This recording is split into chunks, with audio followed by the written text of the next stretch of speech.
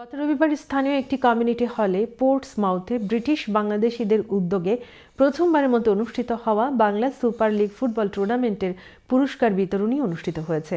উল্লেখ্য, এই সুপার লিগে বিজয়ী দলগুলো তাদের প্রাইজ মানি দুটি চ্যারিটি অর্গানাইজেশনে দান করেছেন।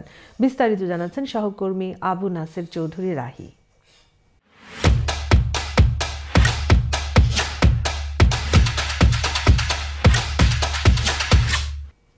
সুস্থ বিনোদনের অন্যতম মাধ্যম খেলাধুলা। শারীরিক সুস্থতা ধরে রাখতে ব্রিটেনে বসবাসরত ব্রিটিশ বাংলাদেশিরা বিভিন্ন খেলাধুলার আয়োজন করে থাকেন। এর মধ্যে সবচেয়ে জনপ্রিয় খেলা হচ্ছে ফুটবল। সামাজিক অবক্ষয় রোধে নতুন প্রজন্মকে সাথে নিয়ে পোর্টসমাউথে অনুষ্ঠিত হওয়া Bangla super league football tournament 2025-এর পুরস্কার বিতরণী অনুষ্ঠিত হয় রোববার স্থানীয় একটি কমিউনিটি হলে। মোট 8টি দলের অংশগ্রহণে অনুষ্ঠিত হওয়া এই সুপার লিগে চ্যাম্পিয়ন হয় abiding by the Shahria, runner up হয়েছে এসিজি ও তৃতীয় স্থান অর্জন করেছে পম্পি ব্লুজ। ইরাক মিয়া ও ইমন চৌধুরীর যৌথ পরিচালনায় অনুষ্ঠিত পুরস্কার বিতরণী অনুষ্ঠানে উপস্থিত ছিলেন পোর্টসমাউথ কমিউনিটির বিশিষ্ট ব্যক্তিবর্গ।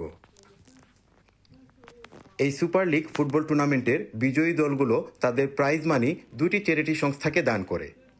চ্যাম্পিয়ন ও তৃতীয় স্থান অর্জন করা দল মাদানী ইসলামিক একাডেমিকে মোট 3,500 পাউন্ড দান করে।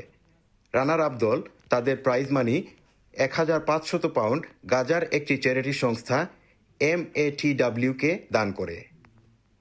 আয়োজক কমিটির পক্ষ থেকে ইরাক মিয়া জানান, আগামীতে আরও বড় পরিসরে এই সুপার লিগ আয়োজন করবেন। নতুন প্রজন্মকে মানবিক কাজে উৎসাহিত করতে আগামীতে কমিউনিটির সবাইকে এগিয়ে আসার আহ্বান জানান ইমন চৌধুরী। আয়োজিত এই সুপার লিগ ফুটবল টুর্নামেন্টের মেইন স্পন্সর ছিলেন বিশিষ্ট ব্যবসায়ী হাবিবুর রহমান।